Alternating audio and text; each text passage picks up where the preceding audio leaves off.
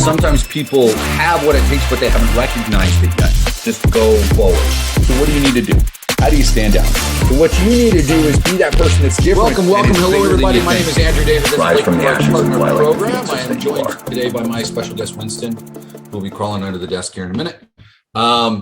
Anyway, wanted to talk with you guys a little bit today about success. So I want to kick off with a story. Why is success important? Why is the idea of success important? Why is viewing ourselves differently than we typically do? Why is that important? So there's a story recently that I heard, and so I know I'm not going to get every single aspect right, but you'll get the gist of it from the story. So there's a young man growing up in a Midwest town. He was being raised by a single mom. He was kind of hanging with the wrong crowds. He was a junior in school, struggling, not attending class, goofing off. His grades were really, really poor.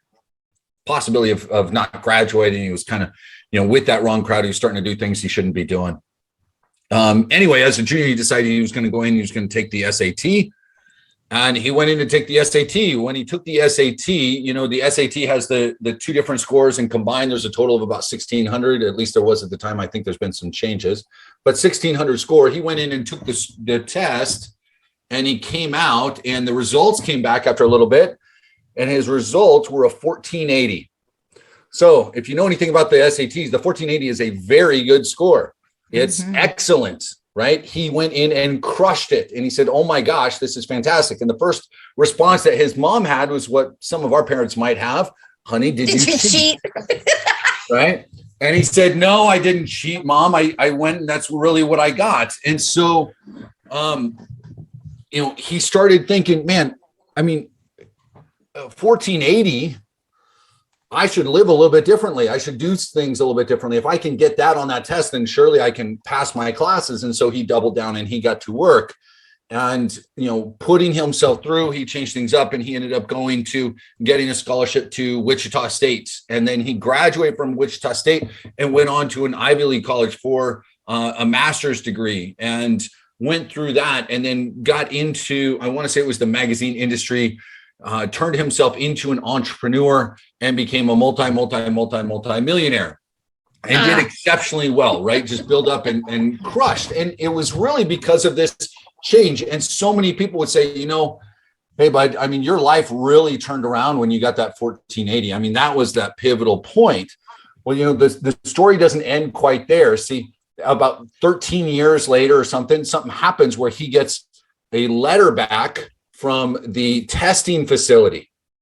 And what that testing facility said was, hey, once in a while we go back and we periodically review our tests and we check things out. And the year that you took your tests, you were one of 13 individuals who received the wrong score.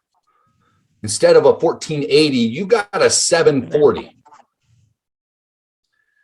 And so he got the score that everyone kind of assumed he would have gotten in reality, but he was given this 1480, and that changed his life. And it wasn't because all of a sudden he was smarter.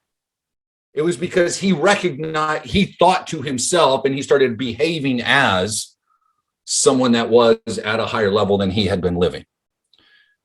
It was a little shift.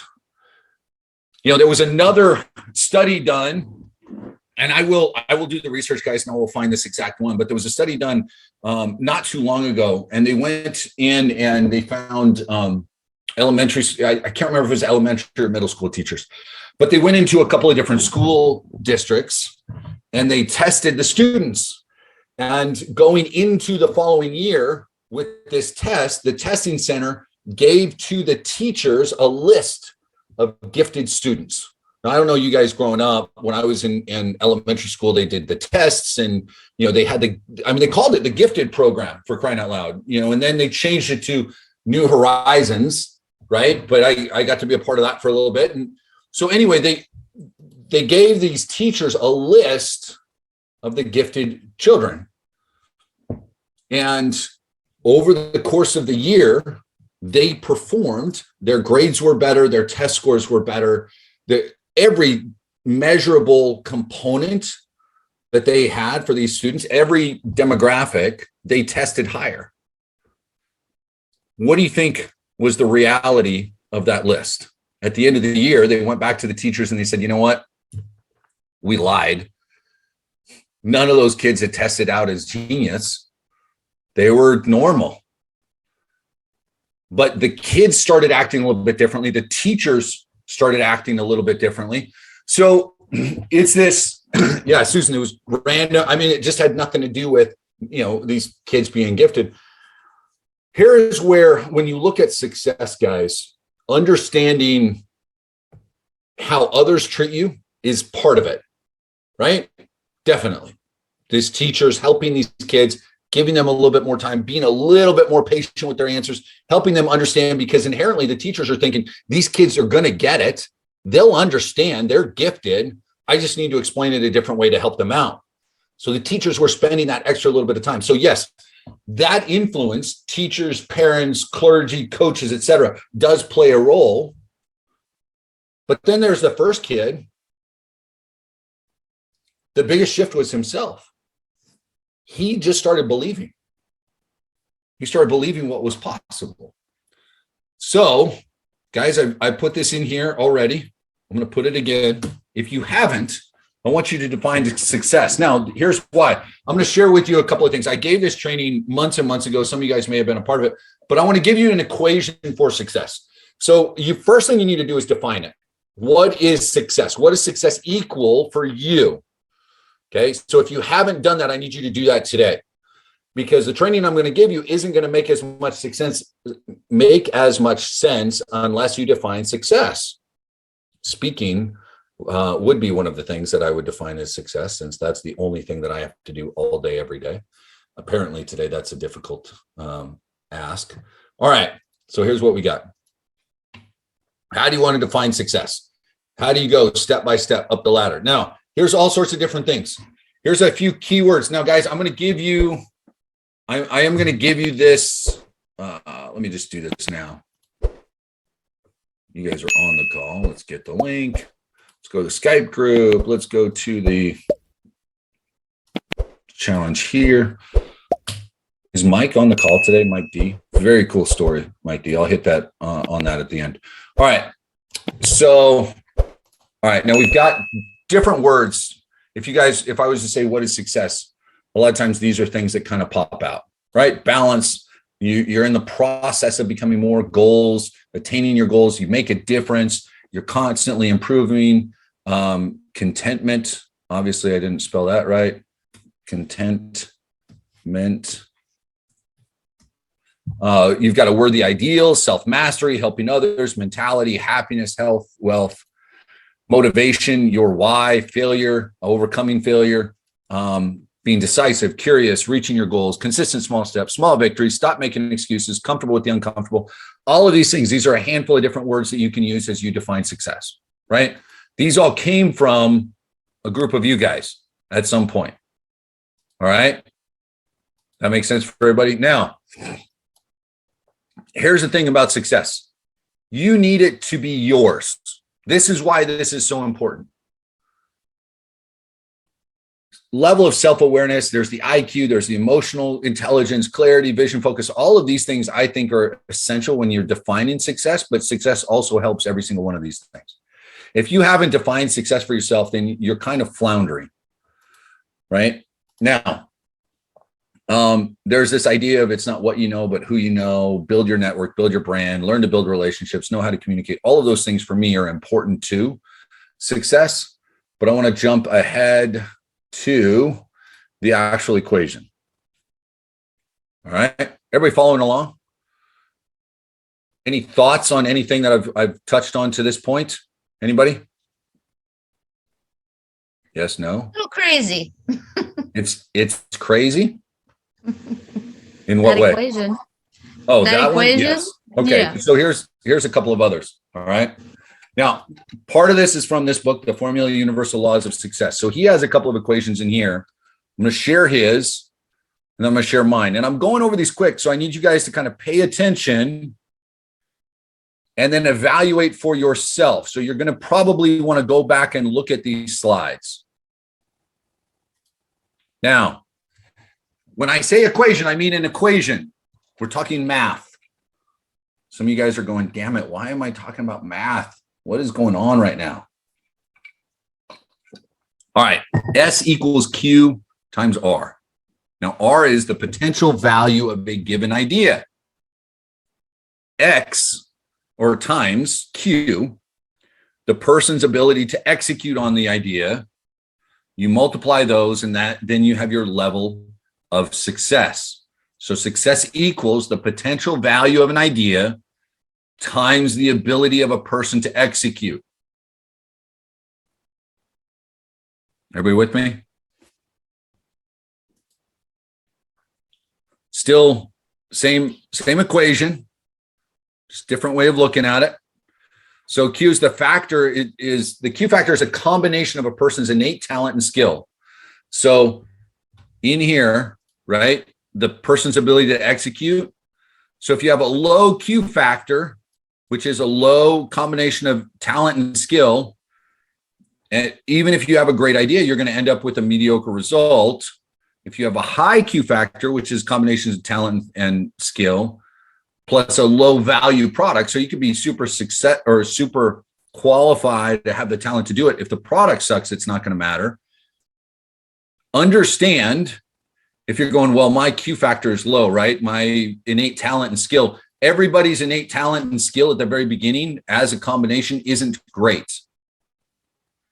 And even if the innate talent at the beginning isn't great and you don't have much skill, if you put in the work, the skill can increase enough to cover a deficiency in innate talent. Is everybody with me? We understand where I'm at. Andrew, can I throw a little wrench into your equation? So, you talk about innate talent and skills, and you talk about, the ability to do that. So we've talked in the past about limiting ourselves to things that we can do based on whatever it may be, Right. Do those play a factor into this equation, and if they do, is there a way to get around that, or is it just a matter of overcoming those fears and those limitations that we place? A little bit of both. So what I'm sharing right now, guys, I'm sharing a couple of different equations, right? And they're, these authors, those individuals have theirs, and then I'm going to share mine. I think there's kind of like what you're talking about, Mike. I think there's more variables than just like, here's this and this success, right?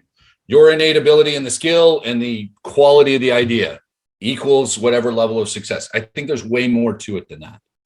So mine has, a few extra things in there, but this is why, and I'll give you the formula because I gave you the slide, so it's on there. This is why it's so important to understand yourself and what you define as success. Because especially when you start to plug it into the equation that I'm going to give you guys that I kind of put together, everybody's answer is going to be a little bit different. And it should be. That's the whole point. That's where the quote, from Shakespeare, "To thine own self be true." I can't give you success. I can give you this equation and where the variables are. And then you've got to figure out, like Forrest is talking about, it's the formula. So it's not a question, guys. We don't live in an equitable society. What we live in is in a society around the world, truly, where you have equal opportunity, but not everybody starts from the same spot. Not everybody starts with the same innate talent. Not everybody starts with the same skill set. But if you look at the equation and figure out where you're lacking and where you need that support or whatever, then things come into play. Okay. So this is one equation from this book. Here's another equation from somebody else. Success equals the right thoughts and the ideas with a positive assessment of the ideas and the goals and the action. You repeat it every day and you persevere and you'll end up being successful. So that's one way of looking at it. Great. Here's mine. A little bit more. Okay. I'm going to break this down. Time, effort. If I want to be successful, if I want my business to be successful, if I want my fitness goals to be successful, if I want my relationship to be successful, whatever that is, this is kind of what I've got put together. Okay. Time plus effort and expertise plus the investment, passion and focus, minus the resistance and distractions. because that is always going. There's always going to be certain types of resistance and distractions that take away. And then you have the opportunity, timing, the vehicle, your quality, your team, all of this, right? So define success however you want. There is a certain amount of time and effort that need to go in.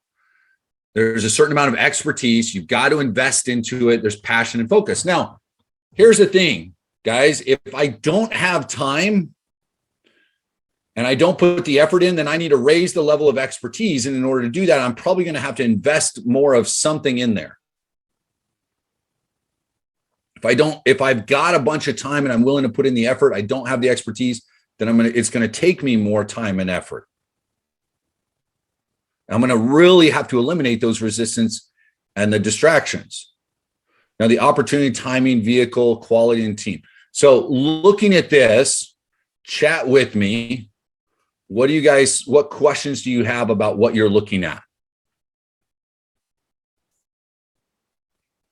What do you guys have as far as a question here? Or does nobody have any? And if you're raising your hand, okay, Andrew, Keith, go ahead. It's not really a question, but it's more of a comment on resistance.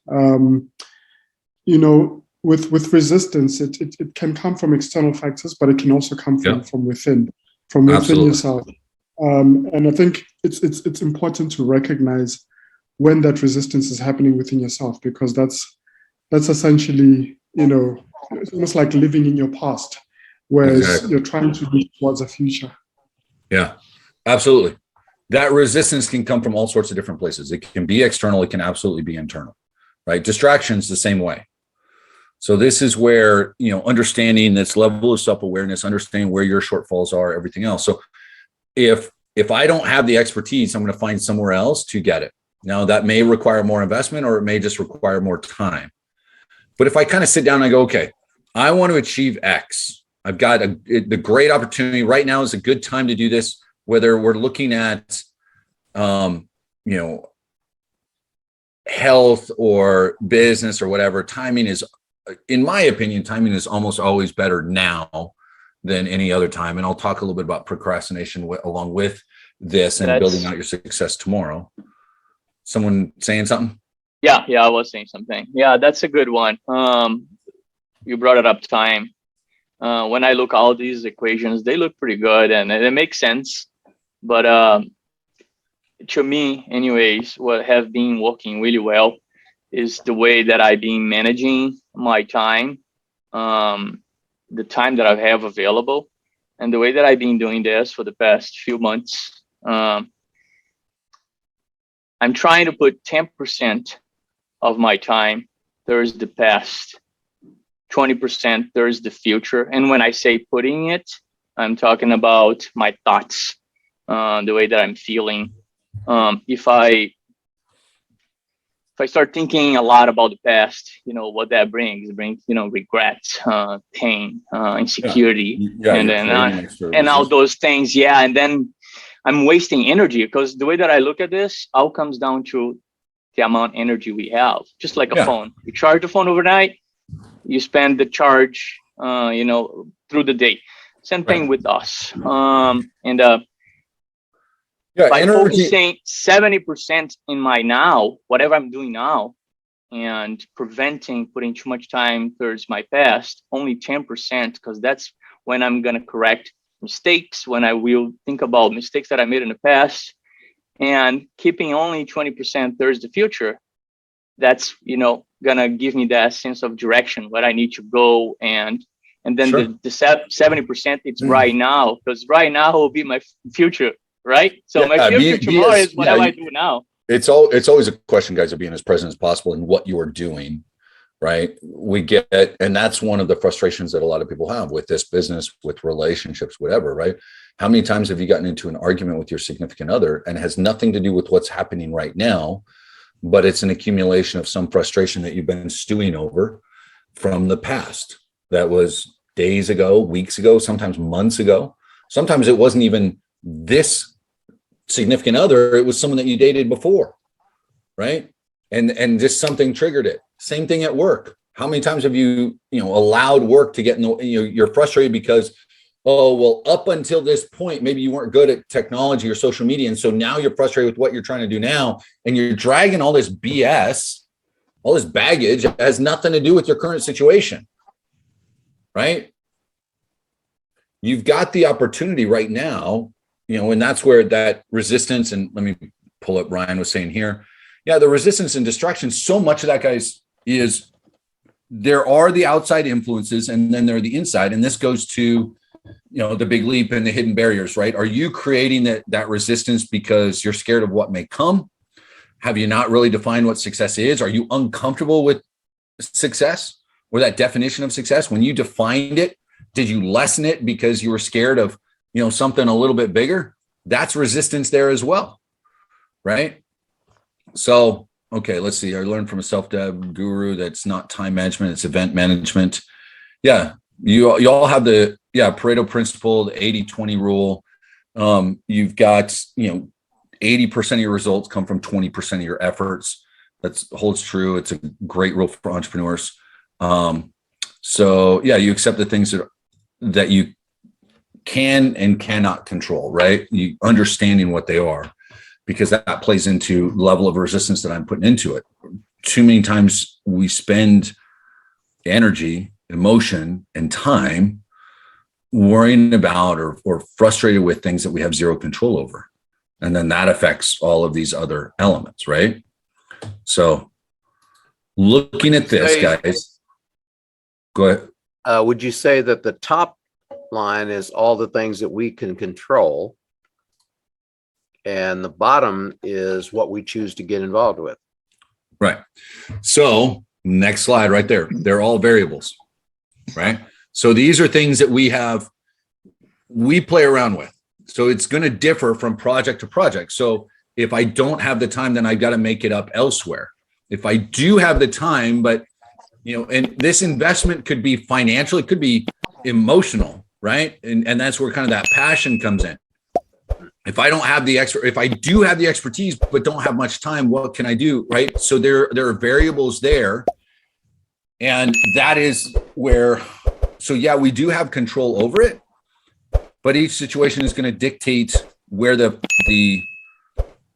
which one is going to balance out the other, right? If one is lacking, the other one has to bring it up, right? And we want this top line, obviously, to overcome this right here. If we allow the resistance and distractions to overwhelm these things, if the distractions are taking up your time, well, you're screwing yourself, right? Does this make sense, guys? Everybody still along with me? Yeah.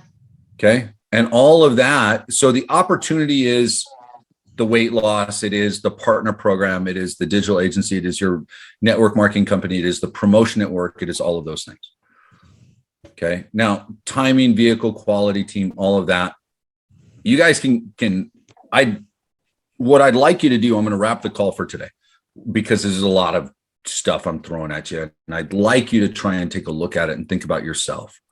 Okay. There's two things you need to do. You need to define success. Okay. And I'll get to some people here in just a second. If you dive into these slides, guys, and you look at them, please try. If you're going to go past, actually, you know what? You can go past 15 if you want. We're going to get into some of these tomorrow. I'm going to start talking about some procrastination stuff a little bit later on. So it may help you, tomorrow to kind of prep if you want to. And we'll talk about how that screws things up. But what I'd like you to do is come in and kind of look at this and just think about it, right? Don't make it more. There's more here than maybe necessary. This is my equation. This is how I think about it. When I think about success and people go, what does it take to be successful? How many times has someone asked me that? Well, what's it take to be successful? That equation is what pops up in my head. I go, well, it depends. Cynthia, the slides are in the Skype group. Krista, can you put the link for the Skype challenge group in there? But that's whenever you guys ask me, like, well, what's it take to be successful?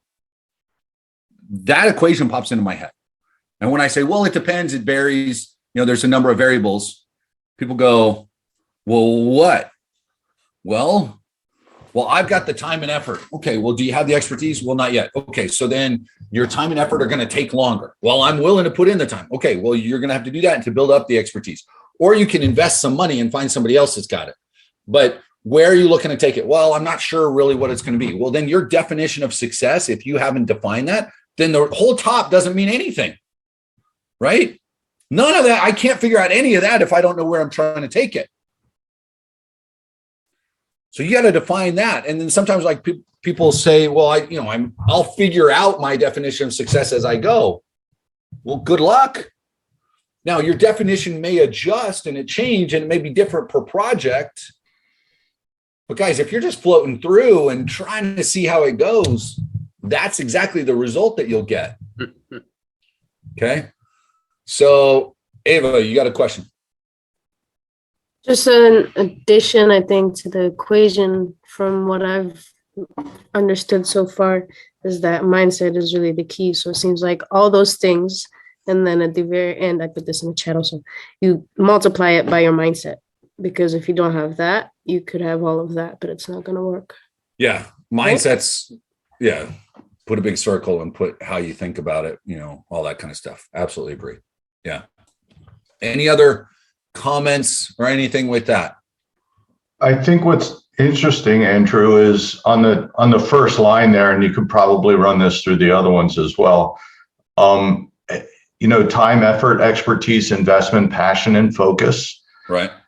So even if you lose one or two of those because of the fact that you don't have enough time, or like in my case, I don't have time and my focus is easily distracted because of the technical involvement in my day-to-day job that I'm involved in. And those two not being there affects other portions of that line. So my effort is now lower. Or you can look at passion and investment being lower, which may affect your expertise. Yeah. So it's interesting to look at that in this light and see how one affects the other as part of this entire process. Yeah, one can affect the other at the same time. If I'm lacking in one, I can make up for it in other ways, right? And that's a big part of this is understanding it is the whole picture. All of these things can play into it. And yeah, you don't want to make it more complicated, but when I'm trying to look at the whole, like you can dumb this down a little bit and you just go, look, time, effort, and investment, and then what's distracting you, because we can fill in the other part, opportunity, timing, et cetera, quick, right? And like, if you don't have a team, you can go get one, or you could just eliminate that and you got to make it up then with your level of quality or the time and effort that you put in, right? All of these things. Right. There's an answer no matter where you're at, guys. And that's part of this. No matter what level you start at, no matter how much effort or skill you have to begin with, you can make up for it. You could have that 740 SAT. You could have the teacher that believes, look, hey, everybody, I'm the teacher. I believe all of you guys are in that gifted program. And so I'm putting in the effort. You just got to believe it, damn it. And go out and make it happen for yourself. Okay. Just do that work. It's there. It's possible. I have seen people succeed in online marketing that you just go, I don't know what the hell. Like, no way. And then they go and they crush because they look at it and they go, well, I don't have this, so I'm going to make up for it here. And sometimes the make up for it is a little bit more effort or a little bit more focus, right? Be passionate. Find some passion in life. All right. So you guys have the slides. I'll drop the one for the what is success into the Skype group as well here one more time. Got a bunch of new members in there. Pleasure to have you guys. If you go to the top of the screen, I'm going to show you guys how to do this. If you're on your phone, you can click at the top and you'll be able to pull it up. But up here too, you can pull up, there's gallery, but then you can also do, can you guys see my screen, what I'm doing? You can just do media, will be pictures, and then you could do links. So there's different links, and then you could do files, and there's different files. There's all sorts of stuff that we've put in here, guys. There's a lot. And then I'll add into the chat again, a Google Drive doc that has a lot of these things all put together. And there's a bunch of stuff in there, guys. Okay. Appreciate you. Love you. I'm going to wrap this. I'll stay on for just a couple of minutes. So have an awesome day. We'll talk to you soon. Sometimes people have what it takes, but they haven't recognized it yet. Just go forward. So what do you need to do? How do you stand out? So what you need to do is be that person that's different and is bigger than you think. Rise from the ashes and fly like the phoenixes that you are.